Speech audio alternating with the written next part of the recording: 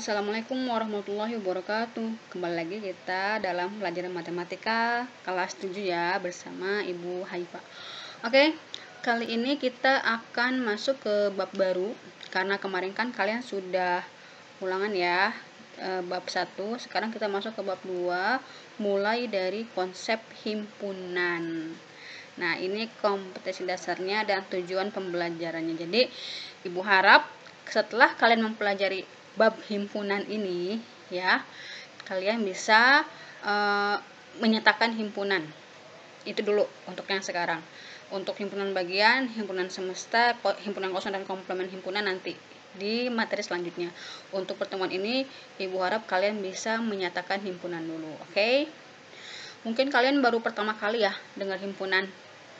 Memang kalau di SD itu materi himpunan belum diajarkan, tapi keluar di soal Olimpiade SD ya. Jadi kalian yang pernah ikut Olimpiade SD pasti pernah menemukan soal himpunan, walaupun sebenarnya materinya belum diajarkan, karena himpunan itu awal-awalnya itu adalah pemikiran ya. Jadi walaupun masih sekolah dasar, dianggap mereka sudah bisa memikirkan bagaimana cara mengumpulkan sesuatu atau cara membedakan antara perkumpulan dan bagaimana caranya membedakan antara kumpulan A dan kumpulan B itu ya. Kenapa ada di soal Olimpiade SD? Nggak apa-apa kan, sekarang udah MTS, udah SMP, kita belajar himpunannya biar tambah mengerti. Oke? Yang pertama, apa sih himpunan itu? Kalian tahu nggak himpunan itu apa? Pernah dengar nggak himpunan mahasiswa Indonesia misalnya, atau himpunan apalah, himpunan RT 7 misalnya gitu ya? Pernah nggak? Pernah, ada yang pernah, ada yang enggak ya. Nah, sekarang sebelum Ibu menjawab apa sih himpunan itu, coba kalian perhatikan. Di sini ada dua blok, dua kubu perkumpulan. Yang pertama, perhatikan yang ini. Kumpulan siswa yang tingginya di atas 140 cm. Kumpulan siswa yang memakai kacamata. Kumpulan kendaraan roda 4. Kumpulan nama siswa di kelas yang diawali huruf B. Sekarang Ibu mau tanya. Yang pertama, kumpulan siswa yang tingginya di atas 140 cm. Berarti kalian kira-kira bisa nentuin nggak siapa aja? Caranya gimana? Kalau misalnya kalian dikumpulin dalam satu kelas, terus Ibu suruh coba cari siswa yang tingginya di atas 140 cm. Ibu yakin pasti kalian ngukur kan, ngukur tiap anak ini berapa berapa tingginya, nanti atau ditanyain anaknya, kamu tingginya berapa gitu ya. Terus kalau misalnya, oh saya 150, berarti kamu tingginya di sini kan gitu ya. Berarti kamu termasuk yang disuruh sama Ibu Haifa kan gitu ya. Nah, kira-kira jawabannya sama nggak antara satu anak sama siswa sama yang lainnya? Pasti jawabannya sama ya. Terus yang kedua, kumpulan siswa yang memakai kacamata. Kalian cari tuh mana yang pakai kacamata. Jawabannya sama nggak sama yang lainnya? Sama. Kumpulan kendaraan roda 4. Roda 4 Bu, ya mobil, apalagi? Roda 4, mobil, terus apa lagi? Ya mobilnya banyak ya, ada mobil ambulan, ada mobil polisi dan sebagainya ya. Nah, terus apa lagi? Kumpulan nama siswa di kelas yang diawali huruf B. Nah, bisa kan ya Kak? Kalau yang ini nih, yang ini kalian bisa menentukan mana siswa-siswanya dengan mudah, Ibu yakin. Nih, kalau yang ini kalian bisa menentukan anggotanya atau siapa aja di antara misalnya ini kumpulan nama siswa di kelas yang diawali huruf B. Misalnya siapa, Bayu, terus Bintang dan lain sebagainya ya. Kalau Caca termasuk nggak? Enggak ya, karena itu huruf C. Nah kan gitu, kalian bisa menentukannya dengan mudah. Tapi kalau yang ini, lihat, kumpulan gunung yang tinggi di Indonesia. Pasti kalian masih nanya berapa Bu tingginya? Ya yang menurut kalian tinggi aja gitu. Nah, kemudian kumpulan orang tampan, kumpulan siswa yang pandai, kumpulan makanan lezat, kumpulan kota besar di Indonesia, kumpulan bayi lucu. Contohnya yang ini aja dulu dah, kumpulan bayi lucu. Ibu mau nanya, apakah jawaban setiap anak beda apa sama? Beda ya, atau enggak yang ini misalnya kumpulan orang tampan. Sama atau beda? Beda ya. Kenapa? Karena menurut si A dia tampan, menurut B enggak bu, biasa aja. Nah ini berarti hal-hal yang seperti ini, kalau ibu nyuruh kalian nyari anggotanya, kalian masih bingung. Dan kalian pasti memiliki jawaban yang berbeda-beda tiap anak. Kenapa? Karena nggak jelas. Nah, kalian tahu nggak ternyata di antara dua kumpulan ini ada yang namanya himpunan. Mana yang namanya himpunan? Nah, yang ini namanya himpunan, yang ini berarti bukan himpunan. Dari sini udah jelas ya.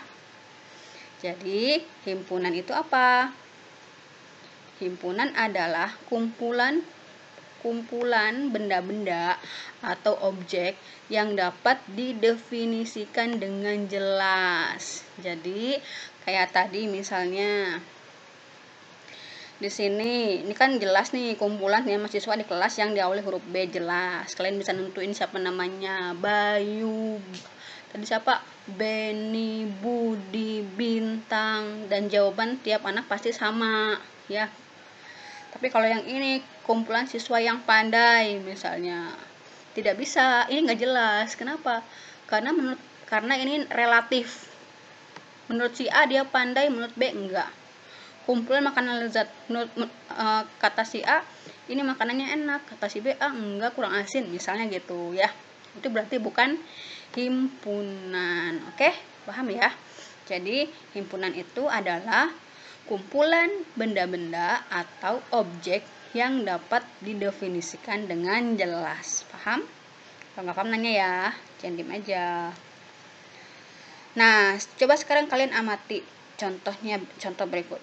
Himpunan sayur-sayuran. Anggotanya apa aja? Ada kacang panjang, buncis, bayam, dan kecambah. Berarti kacang panjang, buncis, bayam, dan kecambah itu adalah himpunan sayur-sayuran. Himpunan buah-buahan apa aja? Nanas, jeruk, apel, mangga. Himpunan ikan, tongkol, gurame, lele, mujair misalnya. Himpunan bumbu dapur, bawang merah, garam, kemiri, bawang putih, contohnya gitu ya. Nah, berarti ini itu anggota dari himpunan. Ya. Oke, paham ya? Nah, sekarang perhatikan berdasarkan dari himpunan yang ini, coba lihat. Anggota dari himpunan sayuran apa aja? Kacang panjang, buncis, bayam, dan kecambah. Kalau anggota dari himpunan buah-buahan, nanas, jeruk, apel, mangga. Ingat-ingat ya. Jadi kacang panjang, buncis, bayam, dan kecambah itu anggota dari himpunan sayur-sayuran. Nanas, jeruk, apel, mangga itu berarti anggota dari himpunan buah-buahan. Sekarang tongkol, apakah himpunan bumbu dapur? Tidak. Berarti tongkol bukan anggota dari himpunan bumbu dapur. Sekarang mangga, apakah himpunan ikan? Bukan. Berarti mangga bukan anggota dari himpunan ikan. Nah, kenapa ibu menggarisbesari anggota dan bukan anggota? Karena dalam himpunan anggota ada simbolnya. Nih, contoh ya. Mangga adalah anggota dari himpunan buah-buahan, ya kan? Nah, dapat dikatakan bahwa mangga itu adalah elemen dari himpunan buah-buahan, dilambangkan dengan ini. Ini namanya elemen bacanya. Apa bacanya? Elemen. Nah, elemen itu adalah anggota. Elemen itu sama dengan anggota, ya. Jadi kalau kalian lihat tanda yang kayak gini, ini namanya anggota atau elemen. Oke. Jadi kita bisa, karena mangga itu adalah anggota dari himpunan buah-buahan, kita bisa tulis kalimat yang begitu panjang dengan seperti ini. Mangga elemen dari buah-buahan. Ini udah jelas bahwa mangga itu anggota dari himpunan buah-buahan. Bayangin, ini matematika ya. Kalian bisa singkat nulisnya seperti ini. Dan walaupun ditulis seperti ini semua akan paham kalau mangga itu anggota dari himpunan buah-buahan. Sekarang tongkol itu kan bukan anggota dari himpunan bumbu dapur kan, berarti dia seperti ini tandanya. Jadi seperti elemen terus ada dicoretnya, dicoret set, itu berarti bukan anggota nih, kayak gini ya. Jadi kalau yang enggak ada coretnya namanya anggota atau elemen, kalau dicoret berarti bukan elemen atau bukan anggota. Nah, nulisnya kayak gini ya. Awas jangan kebalik, nulisnya ke sebelah sana gini, jangan ke sini. Awas jangan ke sini, ini beda lagi nanti ya, bukan ini, nulisnya kayak gini ke sebelah sana. Oke. Jadi kalau tongkol itu bukan anggota, tongkol bukan anggota dari himpunan bumbu dapur, kalian bisa nulisnya kayak gini, tongkol bukan elemen bumbu dapur, coret ya, gampang ya. Nah, awas ini udah jelasin, jadi kalian kalau lihat tanda itu jangan bingung lagi. Nah, sekarang cara menyajikan himpunan gimana ya? Cara nulisnya, kalau nggak tahu menyajikannya ya. Jadi gimana sih caranya, cara nulisnya himpunan? Ada 3.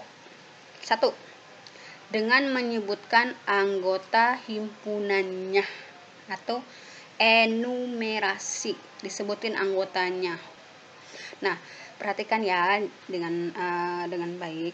Suatu himpunan dapat dinyatakan dengan menyebutkan semua anggotanya yang dituliskan dalam kurung kurawal. Lihat, ini harus ada kurung kurawalnya. Dan nama himpunan, ini ada himpunan A, himpunan B, himpunan C, himpunan D, itu harus huruf besar. Nama himpunan harus huruf besar, sedangkan anggotanya huruf kecil. Nih, anggotanya huruf kecil. Ingat-ingat ya, kalau nama himpunannya harus huruf besar. Nggak boleh gini, misalnya A, himpunan A sama dengan huruf berawal 1, 2, titik. Nah, ini nggak boleh ya, harus huruf besar, harus kayak gini. Oke. Nah, manakala banyak anggotanya, sangat banyak, jadi kalau anggotanya banyak banget, kalian nggak perlu nulisin semuanya, kalian cuma perlu tanda titik di belakang kayak ini misalnya. Nah, kalau ini berarti anggotanya itu banyak, jadi setelah 3 masih ada terus ke sana, 4, 5, 6, 7, 8 terus sampai akhir, nggak tahu sampai berapa, tak terbatas dan tak terhingga ya. Kalau kesini berarti ada negatif 4, negatif 5, negatif 6, negatif 7 dan seterusnya. Itu kalian nggak perlu nulis semuanya itu, karena nggak akan selesai walaupun ditulis juga. Jadi pakai titik 3 aja, itu tandanya masih ada anggota yang kesini dan kesananya. Oke, jelas ya. Nah, ini cara menuliskan anggotanya. Jadi himpunan A, tulis anggotanya apa aja, 3, 5, 7 misalnya. Himpunan B, 2, 3, 5, 7. Himpunan C, A, I, U, E, O. Himpunan D dan sebagainya. Kalau misalnya kayak tadi buah-buahan, misalnya himpunan buah-buahan, kita tulis inisialnya ya, misalnya mangga, maaf, ini bukan huruf besar, mangga, terus apel, terus strawberry, terus jeruk, masih banyak kan ya, terus aja ini dan lain sebagainya gitu ya. Oke, ini namanya menyebutkan anggota himpunan. Yang kedua, menuliskan sifatnya. Contohnya di sini ada A. A itu adalah himpunan semua bilangan ganjil yang lebih dari 1 dan kurang dari 8. Nah, ini namanya sifatnya. Jadi kayak ciri-cirinya disebutin. Kayak misalnya tadi yang contoh pertama. Misalnya A adalah himpunan dari kendaraan bermotor yang beroda 4. Nah, itu namanya menuliskan sifat anggota himpunan. Paham ya? B adalah himpunan semua bilangan prima yang kurang dari 10. C adalah himpunan semua huruf vokal dalam abjad Latin. D adalah himpunan bilangan bulat. Ya, paham? Itu yang kedua, menuliskan sifat anggota himpunan. Yang ketiga adalah dengan notasi pembentuk himpunan. Perhatikan ini yang agak yang banyak dibingungi sama siswa, padahal gampang sih. Makanya kalian perhatikan nih, yang ini yang ketiga. Suatu himpunan itu dapat dinyatakan dengan menuliskan syarat keanggotaan himpunan tersebut. Nah, notasinya seperti ini. Ya, bentuk umumnya. X-nya itu adalah mewakili anggota dari himpunannya. Nah, contoh di sini misalnya ada himpunan A. Anggotanya 1, 2, 3, 4, 5. Nah, bisa dinyatakan dengan notasi pembentuk himpunan yaitu A, ya. Perhatikan cara bacanya. Himpunan A adalah X, di mana X ini ya, yang garis ini sedemikian sehingga X itu kurang dari 6. Ya, himpunan X demikian sehingga X kurang dari 6 dan X adalah elemen bilangan asli. Kalian tahu kan bilangan asli? Bilangan asli itu adalah bilangan yang dimulai dari angka 1, 2, 3, 4 dan seterusnya. Itu bilangan asli.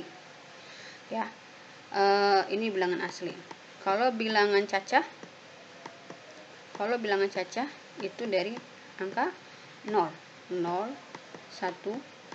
2 dan seterusnya. Itu bilangan cacah. Ya. Kalau bilangan genap berarti 2, 4, 6, 8 dan ganjil 1, 3, 5, 7. Itu bisa gampang ya. Bilangan kuadrat berarti 1, 4, 9, 16. Oke. Nah, jadi ini cara nulisnya. Cara nulisnya adalah kalian harus nulis himpunannya, terus sama dengan kurung kurawal. Terus di sini adalah variabel pengganti, bisa X bisa Y tergantung soal. Ya, di sini sedemikian sehingga kalian tinggal garis aja.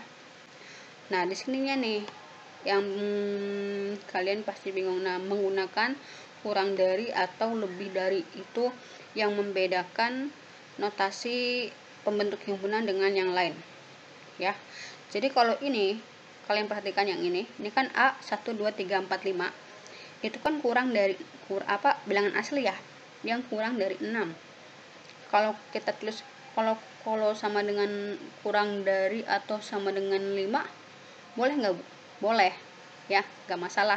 Yang penting ketika orang itu membaca notasi pembentuk himpunannya, dia bisa menyebutkan anggotanya dengan benar ya. Kayak contohnya ini. Kalau seperti ini, cara bacanya itu dari tengah dulu. Kalian baca dari sini. X yang ini dulu ya. X kurang dari 8, ya kan? Oke, lihat biar jelas. Gue tulis di sini.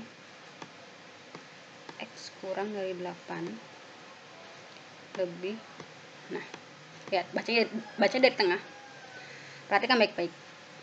X kurang dari 8. Kenapa kurang? Kalau kita kasih tanda ini gini, K, ya kan? Yang ini dulu. X kurang dari 8. Terus yang ininya baca dari sini ke sini. Kan B kan? Ya, dari sini ya. Dari sini ke sini. X lebih dari 1.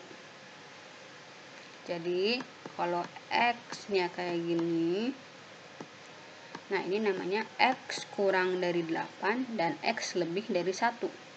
Berarti kalau kita nulis anggotanya, himpunan A ini, yang X kurang dari 8 dan lebih dari 1, berarti mulai dari angka apa? 2 ya. 2, 3, 4, 5, tik, 8. Nah, kalian bisa nulis kayak gini juga. Misalnya, coba tulis anggota dari 1 sampai 100. Nah, kalian cuma bisa nulis 1, 2, 3, titik, 100. Udah, gampang. Gak usah nulis semua sampai 100, kepanjangan ya. Itu juga bisa. Nah, kayak contohnya ini juga nih. Yang ini misalnya. Ini kan bisa ditulisnya kayak gini ya. Bisa juga kayak gini nih. Misalnya himpunan A itu dengan ya X sedemikian sehingga nih, X kurang dari 6 ya, dan X lebih dari 0 dengan X itu elemen bilangan cacah misalnya, karena ada nolnya ya, ini kasih tanda kurung awal, jangan lupa, karena di sini ada nolnya kan. Oh ini bilangan asli, iya, karena di sini enggak, karena di sininya cuma kurang dari 6 aja asli, berarti kalau asli kan mulai dari 1. Kalau kalian tulisnya cacah di sini mulainya dari 0 nantinya ya. Oke. Nah kalau ini kan dia bilangan cacah sih, karena di sini ada nolnya, tapi kan nggak termasuk karena lebih dari 0, berarti mulainya dari 1 sampai 5 juga. Sama jawabannya, notasi untuk himpunannya berbeda. Jadi ibu nggak akan menyalahkan kalian ketika jawaban untuk soal matematika ini nanti berbeda ya. Masalah berbeda nggak apa-apa, yang penting jawabannya sama nanti. Oke, jelas ya. Kalau ada yang belum paham, kalian nanti tanyain di grup, biar nanti kenapa tanya di grup, biar teman-teman yang lainnya menyimak pertanyaan kalian. Jadi kalau yang punya pertanyaan sama sudah dijawab di grup ya. Oke. Gimana? Ini baru pembukaan ya. Gampang kan? Harus bilang aja gampang. Bu susah, udah bilang aja gampang. Jangan susah-susah. Pokoknya bilang aja gampang. Biar otak kita itu tidak terpenjara dengan satu soal. Ya, jelas? Oke. Jadi semangat terus ya. Ingat, kalau kita berusaha pasti bisa. Dan Allah akan memberikan jalan untuk orang yang mau berusaha. Harus ingat itu, harus ingat. Semangat. Sekian dari Ibu. Wassalamualaikum warahmatullahi wabarakatuh.